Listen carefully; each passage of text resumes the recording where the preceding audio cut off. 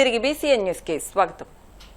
విలువలతో కూడిన విద్య అందించడమే భారతీయ విద్యా భవన్స్ లక్ష్యమని సిబిఐ మాజీ జేడీ వివి లక్ష్మీనారాయణ పేర్కొన్నారు. కాకినాడ జిల్లా పెద్దాపురం ఏడీబీ రోడ్లోని భారతీయ విద్యా భవన్స్ రెసిడెన్షియల్ పాఠశాల మొదటి వార్షికోత్సవానికి ఆయన ముఖ్య అతిథిగా హాజరై మాట్లాడారు. పాఠ్యాంశాలతో పాటు జీవితానికి ఉపయోగపడే అంశాలను విద్యార్థులకు చెప్పవలసిన ఆవశ్యకత ఎంతైనా ఉందన్నారు. ర్యాంకుల సాధనకు తల్లిదండ్రులు పిల్లలపై ఒత్తిడి చేయకూడదన్నారు. పెద్దాపురం ఎమ్మెల్యే చినరాజప్ప, గాయకుడు గజల్ శ్రీనివాస్, భారతీయ విద్యా భవన్స్ చైర్మన్ కాశీ విశ్వనాథరాజు మాట్లాడుతూ తల్లిదండ్రులు పిల్లలకు ఆప్యాయత, అనురాగాలు పంచాలని అన్నారు. ఈ సందర్భంగా విద్యార్థులు ప్రదర్శించిన సాంస్కృతిక కార్యక్రమాలు ఆకట్టుకున్నాయి. ఈ కార్యక్రమంలో academy director doctor MV Raghupathiraju, doctor DV Krishnamraju, మాజీ మున్సిపల్ చైర్మన్ రాజా సూరిబాబురాజు, విద్యార్థులు, వారి తల్లిదండ్రులు పాల్గొన్నారు. భారత విద్యా భవన్ ఫస్ట్ ఇయర్ యానివర్సరీ చేసుకున్న సందర్భంలో మనందరూ కూడా కలవడం జరిగింది. మరి కార్యక్రమం అయితే చాలా సంతోషంగా పెద్దలతో కూడా వచ్చారు, అన్ని ప్రాంతాల నుంచి కూడా వచ్చారు. ఈ కార్యక్రమం వచ్చేటికి మన పెద్దాపురంలో మరి ఎలాంటి స్కూల్స్ అన్ని కూడా ఎన్నో స్కూల్స్ ఉన్నాయి, కానీ భారత విద్యా భవన్ కూడా మనం రావడం చాలా మంచిది అనిపిస్తుంది. ఎందుకంటే వేలాది ఎన్నో శాఖలుగా ఇప్పుడు 1833 స్టాప్ చేసినటువంటి మరి ఈస్ట్ వెస్ట్ లో కూడా ఇప్పటికే 8-10 మరి స్కూల్స్ కూడా ఉన్నాయి. అన్ని కూడా మంచి స్టాండర్డ్ తోటి క్రమశిక్షణ తోటి నడిపించే స్కూల్ ఇవన్నీ కూడా మరి విశ్వనాథరాజు గారు ఆయన సేవాభావంతో ఆనందరాజు గారి ఫౌండేషన్ తోటి నడిపిస్తా ఉన్నారు. మరి విశ్వనాథరాజు గారు కూడా అనేక సేవాభావాలు చేస్తున్నారు.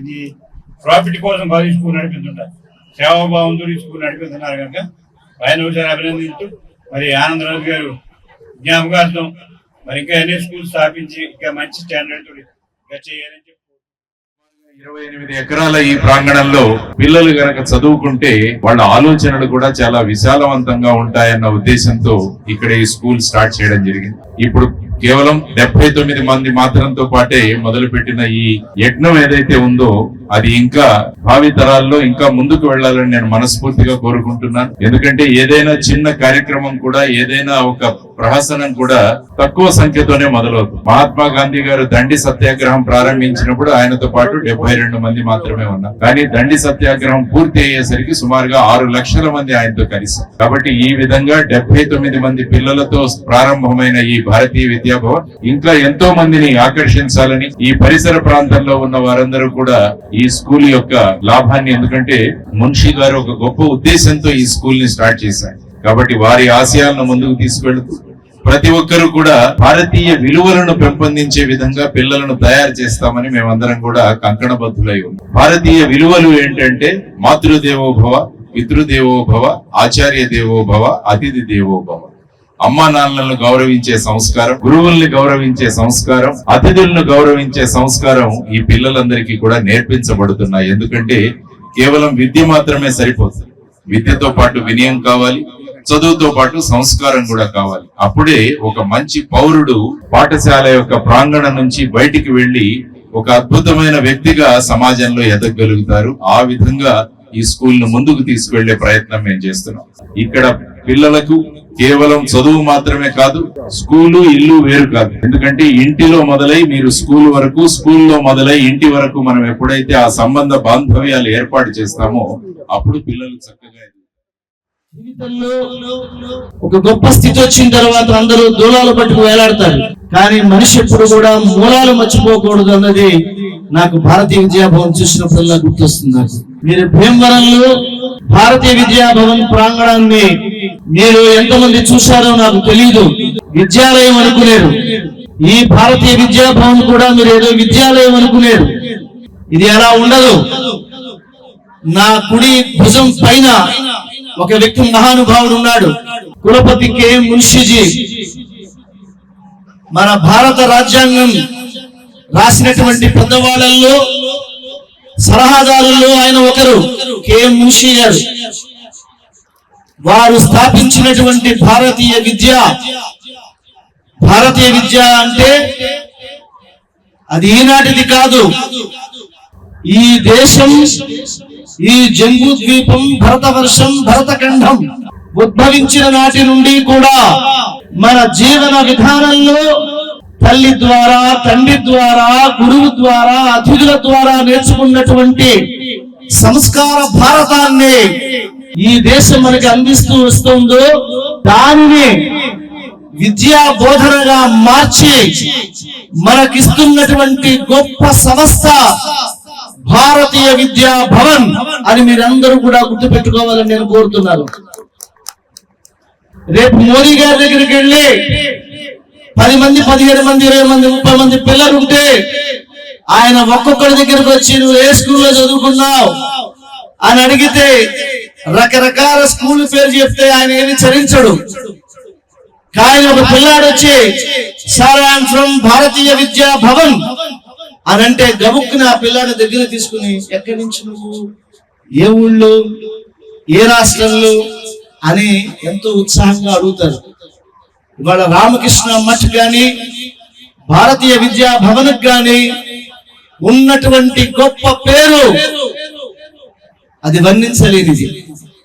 దేశ విదేశాలలో భారతీయ విద్యా భవన్ యొక్క కరికులం ఎంతో ప్రామాణికమైనటువంటి విలువలు ఉన్నటువంటిది. ఒకరోజు parents should stay with your children in Bharatiya Vidya Bhavan. మీ పిల్లలు ఎంత గొప్పగా మమేకమై తన్మయత్వంతో విద్యా విధానంలో ఉన్నారో మీరు చూడాలి. సరదాగా యాన్యువల్ డేకు చెల్లిపోవడం కాదు, వాడి పిల్లలు తల్లిదండ్రులతో ఎలా ఉంటున్నారు, టీచర్స్ తో ఎలా ఉంటున్నారు, ప్రకృతితోటి ఎలా మమేకమై ఉంటున్నారు, ఇవన్నీ కూడా మీరు చూడాలి. భారతీయ విద్యా భవన్, భారతీయ విద్యా భవన్ విలువలతో కూడినటువంటి విద్యనిచ్చేటువంటి గొప్ప విద్యా విధానం. From the childhood, what is the game also, how we can go each other to discipline and then friendship and love each other in the game itself. So that is the motto of the game. We have to do very closely, work together. The game will be win one side. Otherwise, you have not a discipline and then going to the other ways, we are losing the game. Life also like this only.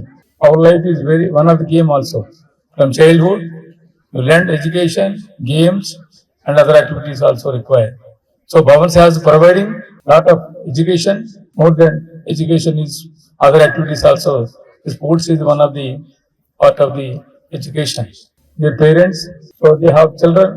Your children will be grown up from the not only Kakinada Kendra. So we have developed already Bhimaram Kendra. More than 40 years. We have 5 schools in Bhimaram Kendra. Around more than 6,000 children are there. క్లాసెస్లతోటి ఈ school ని establish చేయడం జరిగింది. దీనిలో last year join అయిన పిల్లలందరూ కూడా చాలా అదృష్టవంతులు అని చెప్పేసి నేను భావిస్తున్నాను. నేను పేరెంట్స్ అందరినీ కూడా నేను ఎప్పటికప్పుడు ఎంక్వైరీ చేస్తున్నప్పుడు వాళ్ళందరూ కూడా చాలా హ్యాపీ ఫీల్ అవుతున్నారు. ఏంటంటే అకాడమిక్ లైన్స్ లో ఈ 1 year లో చాలా బాగా పర్ఫార్మ్ చేస్తున్నారు.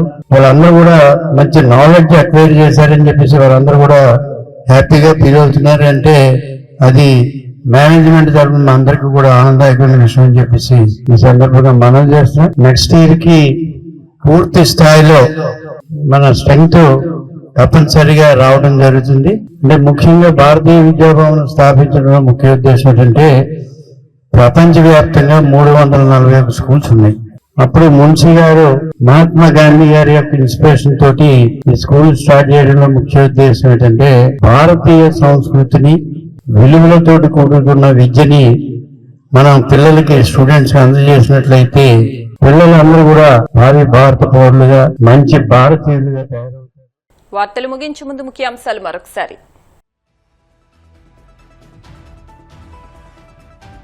చల్లపల్లి పేలుడు ఘటనలో గాయపడ్డ పోలీసులను పరామర్శించిన హోంమంత్రి అనిత. మెరుగైన వైద్యం అందించాలని అధికారులకు ఆదేశం.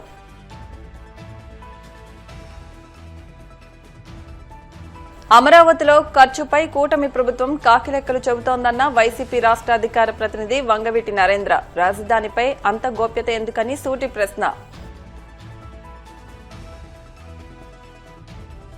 ప్రజా సమస్యల పరిష్కార వేదికలో అందిన అర్జీలను త్వరితగతిన పరిష్కరించండి. అధికారులకు కాకినాడ జిల్లా జాయింట్ కలెక్టర్ అపూర్వ భరత్ ఆదేశాలు. ఆదిలాబాద్ జిల్లాలో అతిపెద్ద పారిశ్రామిక వాడను ఏర్పాటు చేస్తామన్న తెలంగాణ సీఎం రేవంత్ రెడ్డి. జిల్లాలో త్వరలో యూనివర్సిటీ నిర్మిస్తామని వెల్లడి. ఈ వార్తలు ఇంతటితో సమాప్తం. మరిన్ని వార్తల కోసం BCN digital YouTube channel, Facebook page ని ఫాలో అవ్వండి. అప్డేట్ వార్తల కోసం ప్లీజ్ సబ్స్క్రైబ్.